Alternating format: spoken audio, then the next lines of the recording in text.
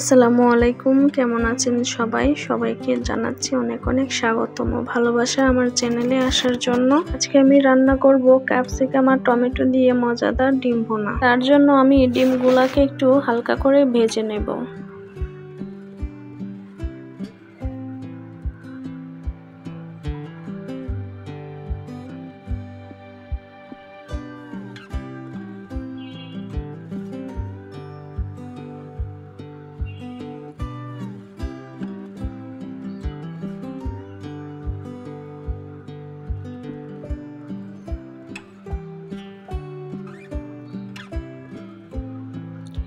ডিমগুলোকে আমি একটু উল্টিয়ে পাল্টিয়ে দিয়েছি। এখন আমার ডিমগুলো ভাজা হয়ে গিয়েছে, আমি ডিমগুলোকে উঠিয়ে নিচ্ছি।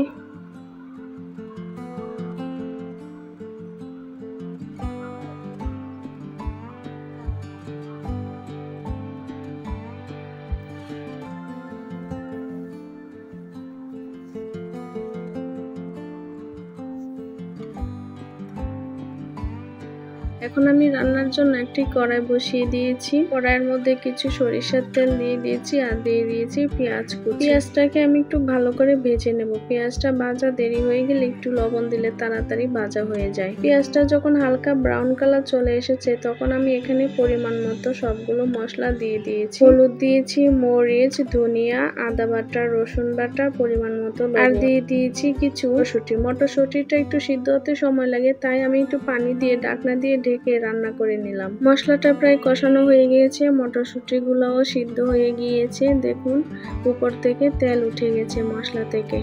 এখন আমি এখানে দিয়ে দিব কিউব করে কেটে রাখা টমেটো আর ক্যাপসিকাম। কিন্তু টমেটোটা কাটার সময় টমেটোর বিচিগুলো আগে থেকে আলাদা করে নিয়েছিলাম, তা না হলে টমেটোটা একটু জাল দেওয়া সময় বেশি নরম হয়ে যাবে, তাই আমি বিচিগুলো আগে আলাদা করে নিয়েছি। আমি এটাকে 2-3 মিনিটের মতো একটু রান্না করে নিয়েছি। এখন আমি এখানে সবগুলো ডিম দিয়ে দিব। ডিমটা দিয়ে আমি একটু বলক উঠিয়ে নেব।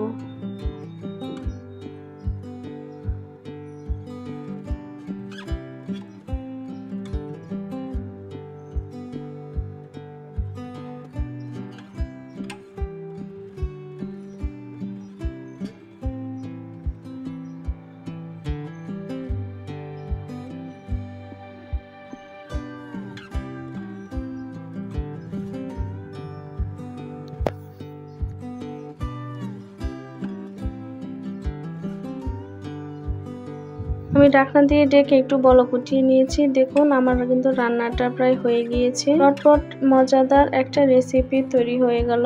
এভাবে ডিম রান্না করলে কিন্তু অনেকটাই ভালো লাগে, আপনারা একবার ট্রাই করে দেখবেন।